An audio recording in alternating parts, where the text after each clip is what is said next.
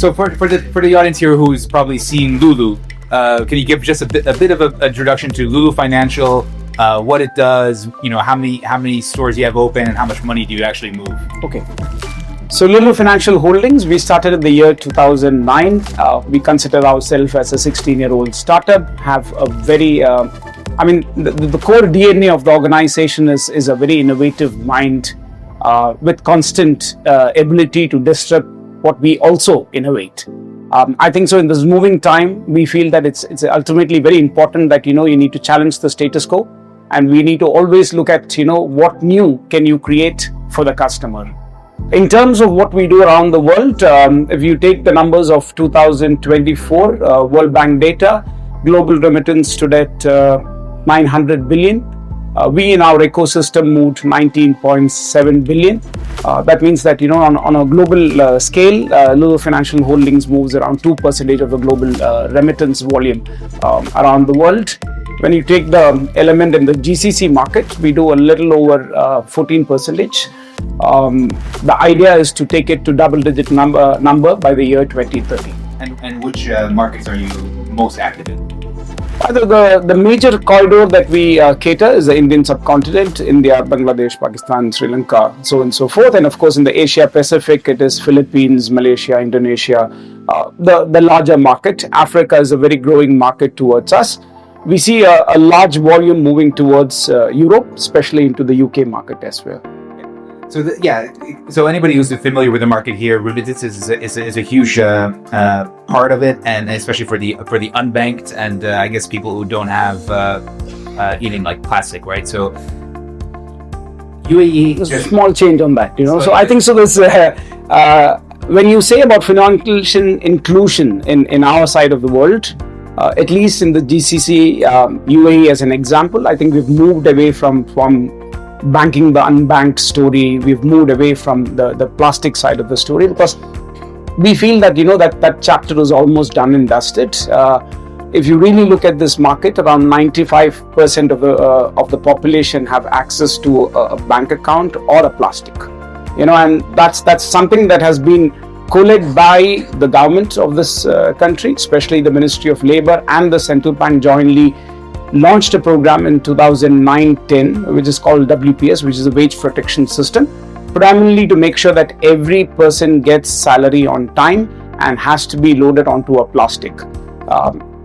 Having that program take a larger stream, today the financial inclusion story here in UAE is about giving people access to credit, a secure saving, the ability to protect them from a financial shock that could happen every decade or so, and to make sure that all this bundle toward a seamless payment ecosystem that has to be created here in the market.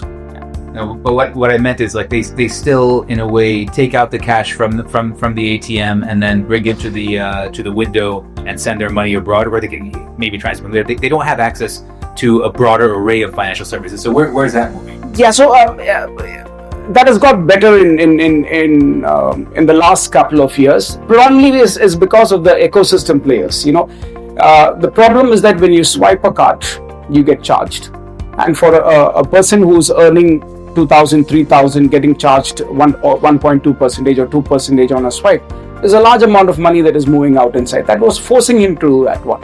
Now with the ability of Annie coming on site, making sure Jawan, which is the local switch. I think the geopolitical situation in the last couple of years has made the world payment ecosystem highly fragmented. Everybody has started creating a local payment switch. That's on a positive note, we could say that it has really helped to keep cost in. They brought a lot of checks into the place, and of course, that is allowing now that the interaction on the local payment switch to be much more economical. So that means that a person does not have to actually go and bring cash from an ATM machine. So the story of inclusion earlier was cash to cards, card to digital, and then the story now today rests on mobile technology. But I think so we've moved away from that. For us, it's financial inclusions today also has to be a part of purpose-led transfers. Yeah, and that's the thing. So they're moving towards digital, moving towards the app. You yourself as well has had to restructure, I imagine, or you said you're still a startup, 15 or 20 years in. That's fintechs encroaching, new technologies kind of emerging, and then you have to bring your customers with you. How are you traversing all of these hurdles? I think so. In the earlier times, and if I were to speak 5-6 years in the past, we would say that there was a large friction between legacy organizations and fintechs, which led to a forced level of innovation. But today, what we see is that both the legacy organizations and the upcoming fintechs has really understood that the need of partnerships and collaborations. Because of that, I think a lot more innovation has suddenly sprouted out. And the ability for them to scale it to a larger audience base, where there is no, a very cautious level of keeping customers to myself. It's about making sure that, if I have a technology and another bank has a technology, how do I put these two technologies together so that I can create a better story for the customers? Yeah. So, but how do you go about still protecting your core, right? If remittances, if everybody goes digital, I can get onto an app and undercut your fee by whatever 50% sometimes. I'll give you an example for that. So when everybody in this market does remittance. So from a supermarket chain to ride-hailing apps to banks to fintechs such as us, and a local exchange house, everybody does it. When the story of Lulu Financial Holdings here in UAE, we operate under the brand Lulu Exchange and Lulu Money.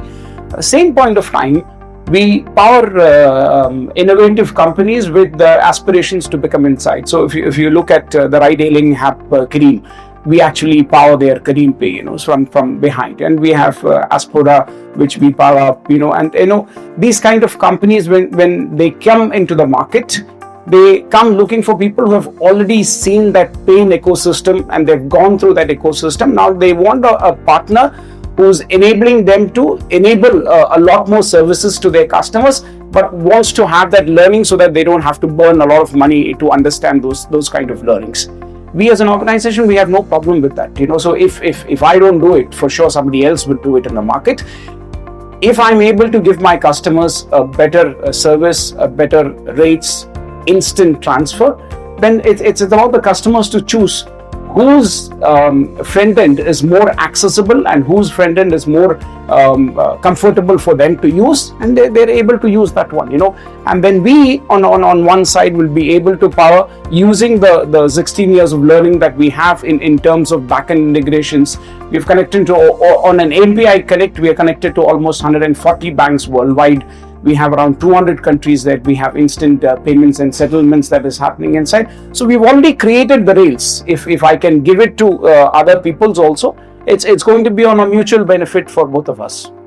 Comparatively, the growth on that. So you said 18.7 billion a year, and remember this is what 19.6. We'll go to around 22 billion this year. 22 this year. What is the breakdown between individuals and this kind of B2B model that you have going on? I think around growth as well. Yeah, 90% of our business today sits on consumer C2C payments. B2B payments is largely an undisrupted aspect. If you really look at the recent data around when it comes to the large corporates, and you leave the large corporates, if you look at the SME sector, I think so this sector is highly poised to be disrupted in the near future. The global target is that by the year 2030, we are looking at payments volume to the line of close to 46 trillion, if I'm not mistaken, which is happening on the SME sector. Now, the SME sector is not always having a seamless journey when it comes to payments and settlements, and here is where organizations such as us are trying to put up rails, again in partnership with banks, with new forms of payments, which are stable coins and so on and so forth, which is coming into the market. But at the same point of time, it is very important for us because every 10 market that we operate under, we are a regulated entity under the central bank of that country. So, we'll have to make sure that what is permissible and what is not permissible. You already got to the blockchain / stablecoin aspect of it, but it seems to be that's where a lot of the frictionless money movement globally is happening. And I'm wondering, what are we doing to get into that, and how do you kind of like build up this side business at the same time as keeping your core safe protected? Yeah, so if you really look at last year during the Abu Dhabi Finance Week, we signed up with Circle. Today, we work on the rails of Circle in terms of stable money and stable coins and settlements and payments on their rails. And while that is happening, if you really take up the statistics, the use of stable coins has been largely increasing around the world, and I think so. The last year statistics says that it's still 1% of the traditional money movement that is happening around the world. So it has a long way to go.